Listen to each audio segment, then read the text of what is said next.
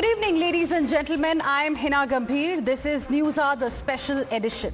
Our constitution, viewers, is the bedrock of our nation. Every citizen needs to abide by the letter, tenets and the spirit of the constitution.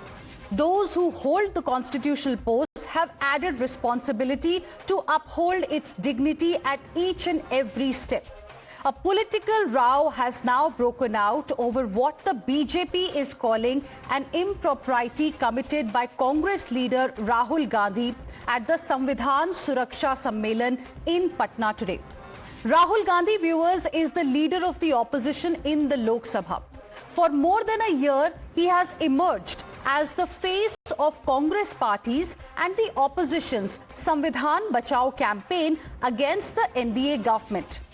But all along, his opponents have been managing to draw ammunition to target him and build a counter-narrative. A few days ago, viewers, he faced the political flack over his remark that he is fighting the Indian state, as he ended up equating the current Indian government with the constitutionally founded Indian state. Remember what he had said? We are fighting the BJP, the RSS and the Indian state. And now he finds himself in the midst of yet another controversy. Let me play out these visuals.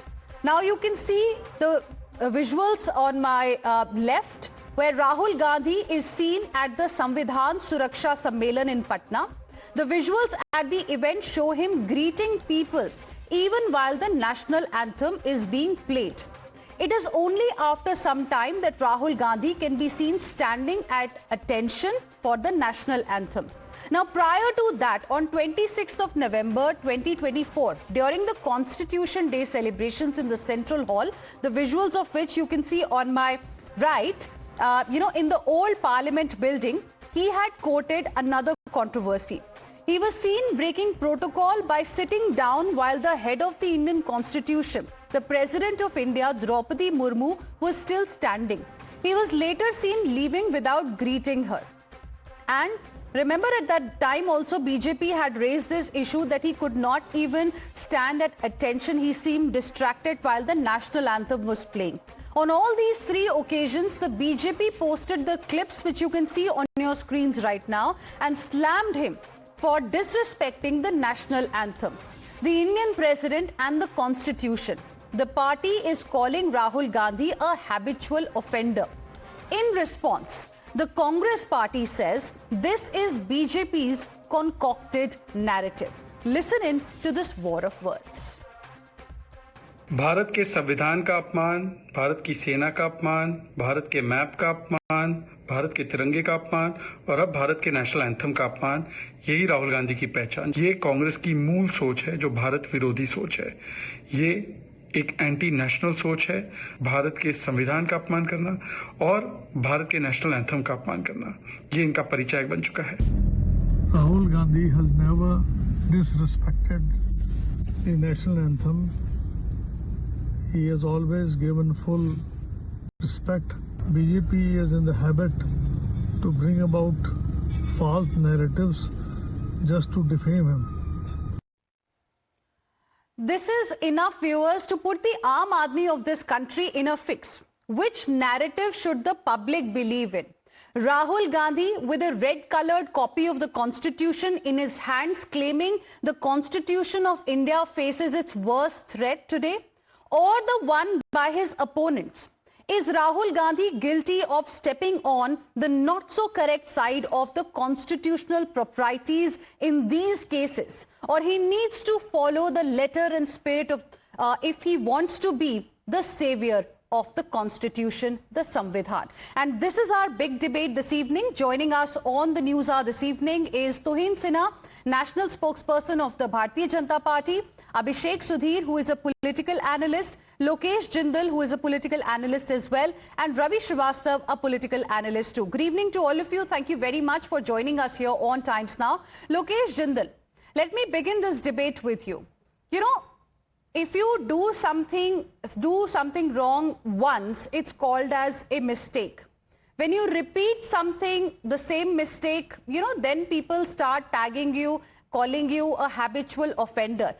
Same thing seems to be happening with Rahul Gandhi as well. That's what the Bharatiya Janata Party is claiming, as BJP today released these videos where Rahul Gandhi allegedly was disrespecting the national anthem. He was busy greeting the people, the Karyakarta, at his own event while the national anthem was playing, at least in the initial part. Yes. Your reaction?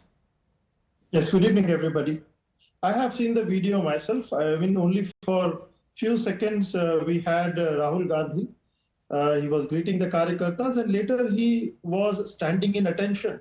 Now, let us see what the law says. The law says that if at all any individual refuses to stand or any individual doesn't allow the national anthem to be played, causes any form of troubles or any form of intervention, that is deemed as an insult to the national anthem.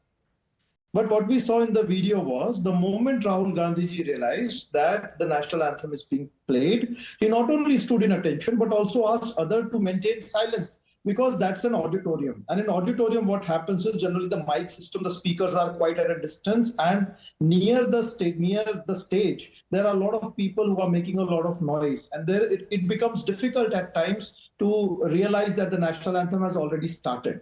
So that was a form of what I perceive is that was a form of a misunderstanding that might have led to a delay in standing in attention. However, there hasn't been any instance where Rahul Gandhi has shown any form of disrespect to national anthem. Not at all. So I would say it is. Tuhin Sinha, how will you like to respond to this justification? The earlier reaction we got from the Congress party on this was that this is the concocted narrative of the BJP. Well, good evening, Heena, good evening, everybody. You know, what is particularly worrisome about Rahul Gandhi's behavior is that there is a compulsive, flippancy, compulsive impertinence when it comes to disrespecting national anthem and other, national semblances and national, events of national importance. Now, it's a done thing when you enter a cinema hall. The moment you see a board, the moment you see it on screen that please stand up for the national anthem, you don't wait for the national anthem to start. You just stand up. That's something which has been taught to you from childhood. How can Rahul Gandhi be so casual, so impertinent on something as, as basic as this when it comes to respecting the national anthem? And like you mentioned, this is not an isolated incident. When it comes on 26th November last year, when he doesn't remember the basic courtesy of greeting Honorable President after an event, what does it speak about the leader of opposition? Is he absent-minded? Does he not remember that he's the leader of opposition? Does he not realize the importance of an august occasion like that? Now, his impertinence also extends to the way that he has been behaving in Parliament. This body language, which at times is so repulsive, abhorrent. If you remember when Prime Minister Modi was making his first speech in this term, throughout that 1.5 hour speech, he was instigating people to go into the hall and he was sitting like a goon. I'm sorry to use the word, I normally don't. But this impertinence, this casual indifference shows that he's either disinterested in his job as LOP or he does not realize the worth of it, which actually shows his disrespect for the country. Okay. Okay, you've raised some questions and let me take those forward with Ravi Srivastava, and then I'll give time to Lokesh Jindal as well to respond. Ravi Srivastava, how will you like to respond to these charges by the Bharatiya Janata Party? The viewers have seen the visuals and, like I mentioned earlier also, it's not the first time. We've seen similar kind of incidents in the past as well. So the questions that BJP is asking is, how can Rahul Gandhi, the leader of opposition, be so casual? Is he absent-minded? Does he even take this post of leader of opposition seriously? And most importantly, is this the reason why the other leaders of other political parties who are friends of Congress in the INDIA bloc want to, now maintain a distance from Rahul Gandhi's Congress party? Is it because of this kind of attitude? Good evening, Heena. First of all, I repeatedly hear from the BJP that he is a leader of opposition, He is the leader of opposition. And nobody has obliged him by making a leader of opposition. He was elected by the opposition. And the government is obliged to provide him all the privileges and the honor of being a leader of opposition. Now, as far as the conduct is concerned, and saying that the India, I'm coming to last point of which you mentioned, that India alliance leaders are maintaining a distance with him. I think everybody has seen today that how he visited Lalu Yadav's residence and how all leaders met him over there, how he was welcomed over there. I think that bonhomie amongst the India alliance leaders is absolutely intact. And on the contrary, a few days before, Mr. Chirag Paswan invited Nitish Kumar to his residence to party office for a Dahi Chuda party. Nitish Kumar went there and came back empty-handed because Chirag Paswan absented from there altogether. The kind of insult made to the Chief Minister of the state, I think everybody has seen that. Now, forget that. That's another issue. What I am saying is on 15th December 2015, our Honorable Prime Minister, while in Moscow, he was walking away when the national anthem was being played. And the Russian Premier, the Prime Minister, he pulled him back and made him stand over there. I'm not saying that this is a routine thing to, it's a kind of an insult. Sometimes the slip can happen. But when I come to this particular today's episode, I want to point out, I find this video appears to be doctored, edited or tampered. Because this is a few seconds lapse and after that you see him standing firmly in his place and requesting others as well that everybody should honor the national anthem. So I think this video is a fake narrative is being created by the BJP that he insulted the national anthem, etc. I bring one more point. You remember very well that a Mahamahim, the governor of the state, Mr. R.N. Ravi in Tamil Nadu assembly, walked away from the assembly without standing for the national anthem and the Tamil state because national song. Anthem was not playing. He went away from there. Because national anthem was not playing and he found that disrespectful. Okay. Okay. All these instances are on record. I'm not saying anything fictional. It's all a fact. Okay. I want Tuhin Sinha to respond to what you have said specifically. Now, it is being said that it's a doctored video. It's a fake narrative against Rahul Gandhi, the leader of the opposition. Tuhin Sinha first and then Abhishek Sudhir. Like I said, it doesn't, we don't know whether it's a doctored video because the Congress hasn't said it is doctored video. It is Ravi Srivastava's imagination that it is a doctored video. So I wouldn't know about it at all. But point over here, like I mentioned, is the repeated callousness of Rahul Gandhi. He either does not realize that he is the leader of opposition or he does not realize the importance of national anthem or the importance of an occasion like, the Constitution Day when, or maybe, he has some kind of an aversion towards the President of India. Why would he not greet the Honorable President? That is a basic thing he would have seen every leader in this country do. So there is something fundamentally wrong in his behavior, and I think, the repeated instances make it very important that he does course correction. Okay. Of course, visuals are there for, the viewers to see, for the country to really see. Of course, there is a political war of words that's going on. And before I go back to Lokesh Jindal and Ravi Srivastava, Abhishek Sudhir, as the Congress party has been mentioning, that, perhaps the BJP is trying to make a mountain out of molehill. Maybe for a few seconds he did not know, he could not really. Let's give him a benefit of doubt here that in Patna's event, maybe he couldn't hear that, the national anthem had already started. Do you think this issue is being stretched by the Bharatiya Janata Party? Look, you want to give him the benefit of the doubt, but how do you give the benefit of the doubt to Rahul Gandhi when just a few days ago, Rahul Gandhi made a statement, I think during the opening of the new Congress office, where he said that our fight, our war is with the Indian state.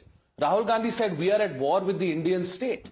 Now, waging war against the Indian state is a criminal offense under the Bharatiya Janata Party 2023. We have here a gentleman who's not only leader of the opposition, but is also the son of a former prime minister, the grandson of a former prime minister, the great-grandson of a former prime minister, and his family. I don't know if Pandit Nehru was alive today, if he would approve his great-grandson saying that I would like to wage war against the Indian state. So giving Rahul Gandhi the benefit of the doubt is a very extremely difficult task when he makes such egregious statements.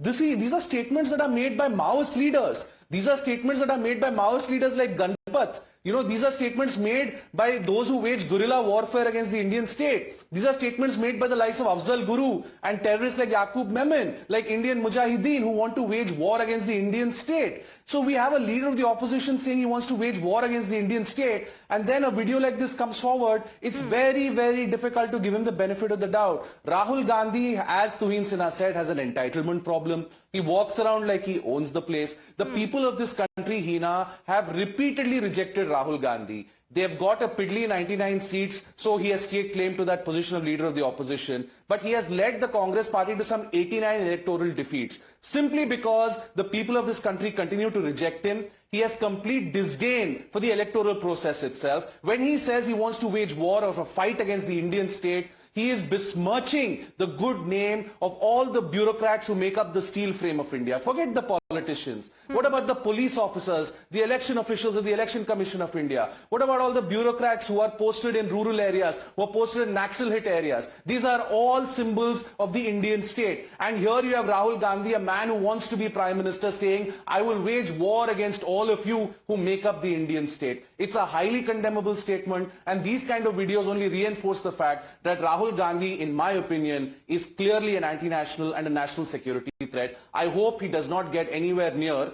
the highest office in the land. Okay, that's my personal opinion. Lokesh Jindal, Ravi Srivastava, how will you like to respond? Because people who hold constitutional posts have an added responsibility as well.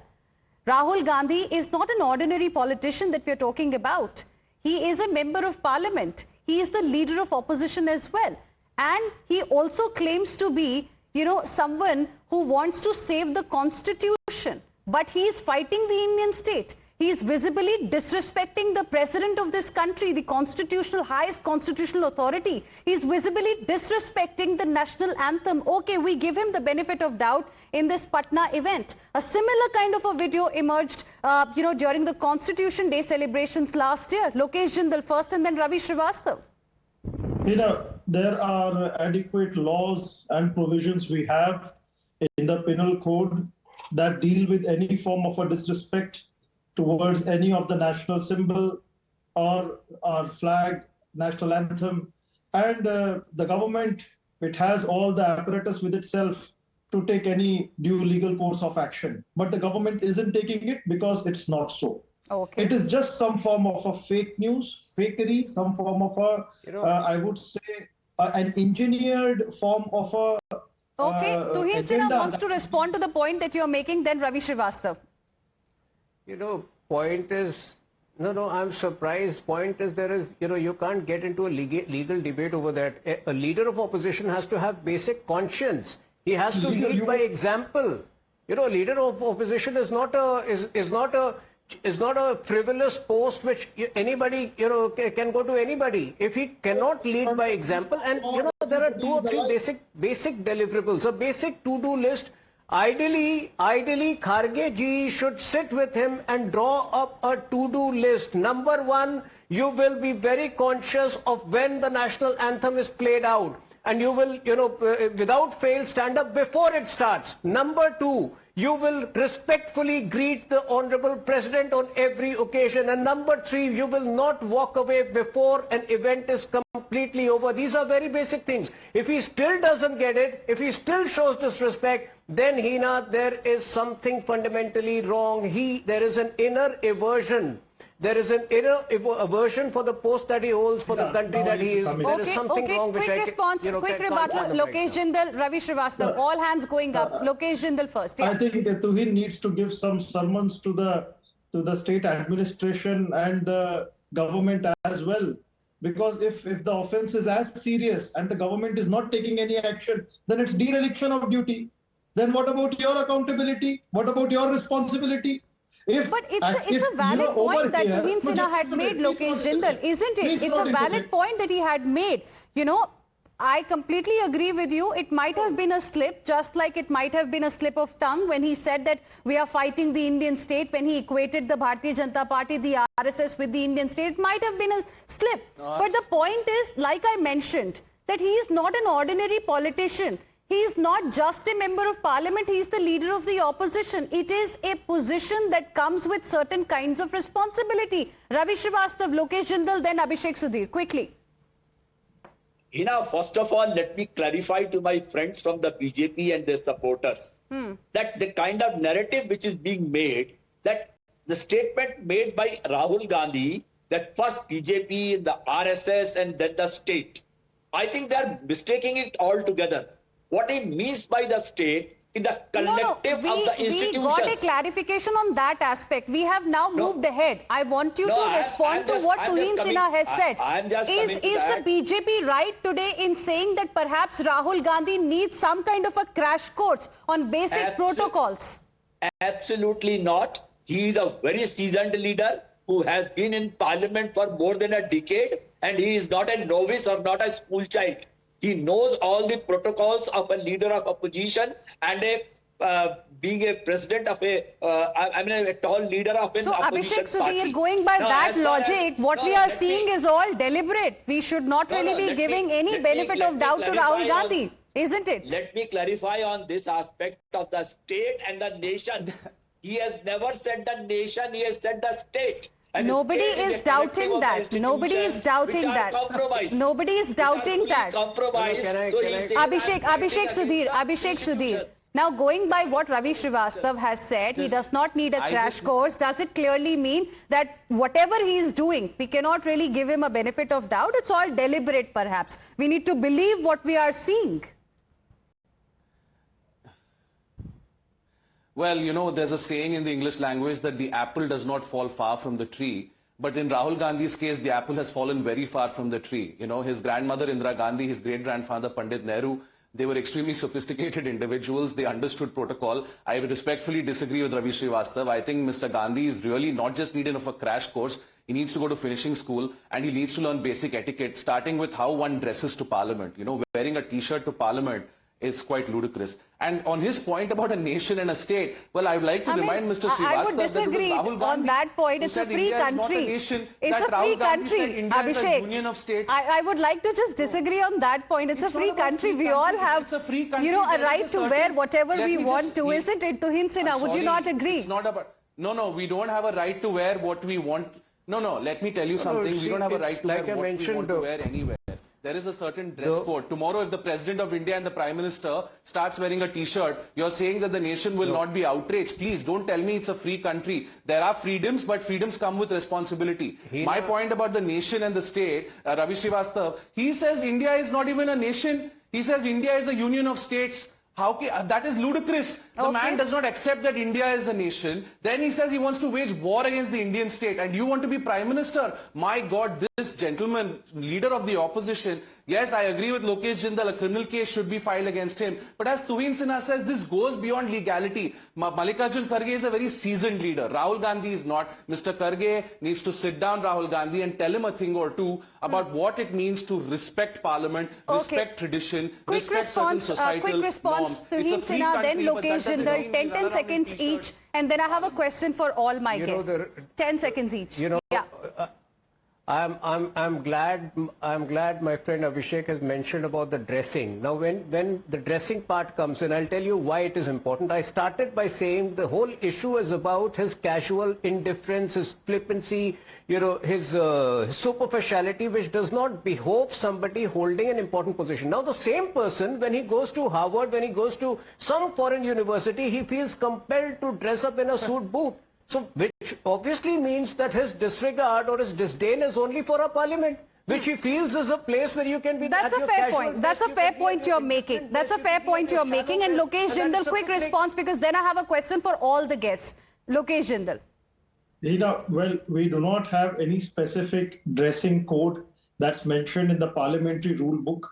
And if there is, you please enlighten me as well.